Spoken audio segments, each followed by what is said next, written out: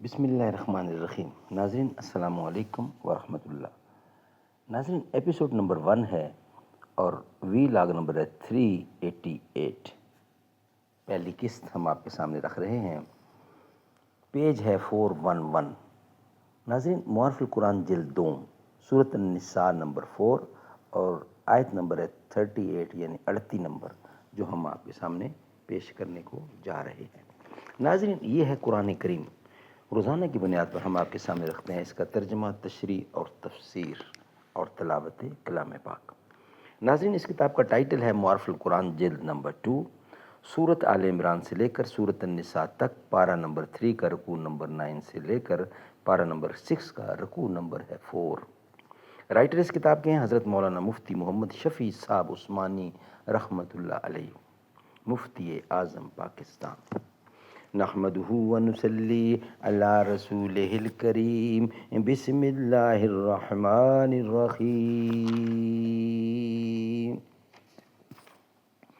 قال النبی صلی اللہ علیہ وسلم، خیرکم من تعلم القرآن وعلمہ، بہترین لوگ وہ ہیں جو خود بھی قرآن پڑھیں، دوسروں کو پڑھائیں، سکھائیں اور لکھائیں۔ مشرق میں اصول دین بن جاتے ہیں، مغرب میں مگر مشین بن جاتے ہیں۔ رہتا نہیں ایک بھی ہمارے پلے، وہاں ایک کے 3 بن جاتے ہیں۔ شیخ صاحب بھی تو پردے کے کوئی حامی نہیں، مفت میں کالج کے لڑکے ان سے بد ظن ہو گئے۔ واعظ میں فرما دیا کل آپ نے، یہ صاف صاف پردہ آخر کس سے ہو جب مرد ہی زن ہو گئے۔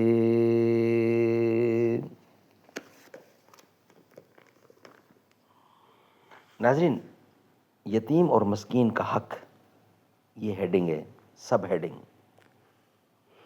آیت مذکورہ میں اول والدین کے حقوق کی تاکید فرمائی، پھر عام رشتہ داروں کی۔ تیسرے نمبر پر ارشاد فرمایا والیتامی والمساکین، یتیموں اور مساکین کے حقوق کا مفصل بیان اگرچہ شروع صورت میں آ چکا ہے، مگر اس کی یاد دہانی رشتہ داروں کے ضمن میں فرما کر اس طرف اشارہ کر دیا کہ لاوارث بچوں اور بے کس لوگوں کی امداد و اعانت کو بھی ایسا ہی ضروری سمجھیں جیسا اپنے رشتہ داروں کے لیے کرتے ہیں۔ نیکسٹ ہیڈنگ ہے پڑوسی کا حق۔ ناظرین چوتھے نمبر پر ارشاد فرمایا والجاری ذی القربا، والجار ذی القربا، اور 5ویں نمبر میں والجار الجنوبی، جار کے معنی پڑوسی کے ہیں۔ اس آیت میں اس کی 2 قسمیں بیان فرمائی ہیں، ایک جار ذی القربا، دوسرا جار جنب۔ ان دونوں قسموں کی تفسیر و تشریح میں صحابہ کرام کے مختلف اقوال ہیں۔ عام مفسرین نے فرمایا ہے کہ جار ذی القربا سے مراد وہ پڑوسی ہے جو تمہارے مکان کے متصل جڑا ہوا رہتا ہے، اور جار جنب سے مراد وہ پڑوسی ہے جو تمہارے مکان سے کچھ فاصلے پر رہتا ہے، جنب۔ حضرت عبداللہ بن عباس رضی اللہ عنہ نے فرمایا کہ جار ذی القربا سے وہ شخص مراد ہے جو پڑوسی بھی ہے اور رشتہ دار بھی ہے۔ اس طرح اس میں 2 حق جمع ہو گئے، اور جار جنب سے مراد وہ ہے جو صرف پڑوسی ہے، رشتہ دار نہیں ہے۔ اس لیے اس درجے لہٰذا اس کا جو درجہ ہے وہ پہلے سے مؤخر رکھا گیا۔ ناظرین بعض حضرات مفسرین نے فرمایا کہ جار ذی القربا وہ پڑوسی ہے جو اسلامی برادری میں داخل اور مسلمان ہے، اور جار جنب سے مراد غیر مسلم پڑوسی ہے۔ الفاظ قرآن ان سب معانی کو متحمل ہیں،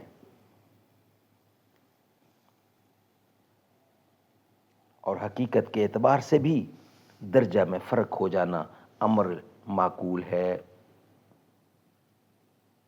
الفاظ قرآن ان سب معانی کو محمل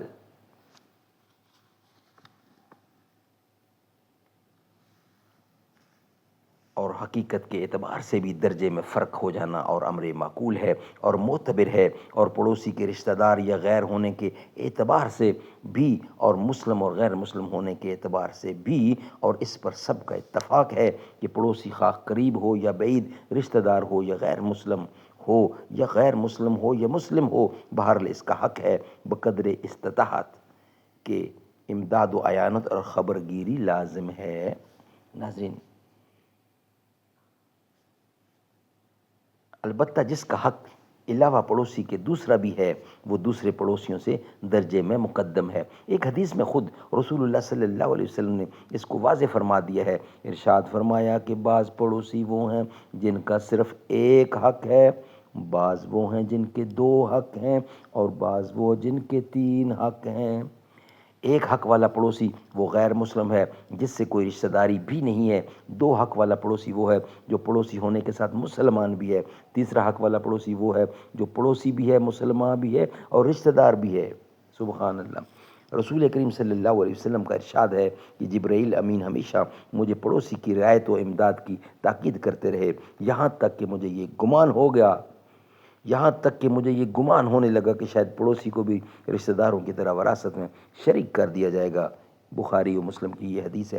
ترمذی اور مسند احمد کی ایک روایت میں ہے کہ رسول کریم صلی اللہ علیہ وسلم نے فرمایا کہ کسی محلہ کے لوگوں میں اللہ تعالیٰ کے نزدیک سب سے افضل اور بہتر وہ شخص ہے جو اپنے پڑوسیوں کے حق میں بہتر ہو۔ مسند احمد کی ایک حدیث میں ارشاد ہے کہ ایک پڑوسی کو پیٹ بھر کر کھانا جائز نہیں جبکہ اس کا پڑوسی بھوکا ہو۔ سبحان اللہ۔ ناظرین، نیکسٹ ہیڈنگ ہے ہمارا ہم نشین کا حق، یہ ہم آپ کے سامنے رکھیں گے مگر نیکسٹ ویلاگ کی صورت میں۔ یہ ویلاگ ہمارا یہاں ہی مکمل ہوتا ہے۔ دنیا میں بہت لوگ ہیں احترام کے لائق، میں سبھی کو مانتا ہوں مگر مصطفیٰ کے بعد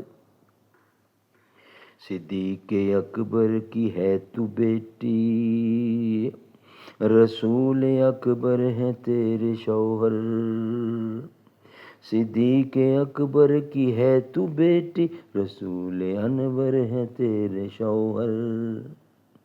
اے امی عائشہ تیرے مقدر کا تا قیامت نہ کوئی ہمسر، نبی کے گھر کی ہو تم بھی زینت، نبی بھی ہیں تیرے گھر کی زینت، وہ پاک دامن تو پاک دامن، وہ تیری عظمت تو ان کی عظمت، وہ لاکھوں تجھ پر سلام عائشہ، وہی کا مرکز تھا تیرا بستر۔ صدیق اکبر کی ہے تو بیٹی، رسول اکبر ہے تیرے شوہر۔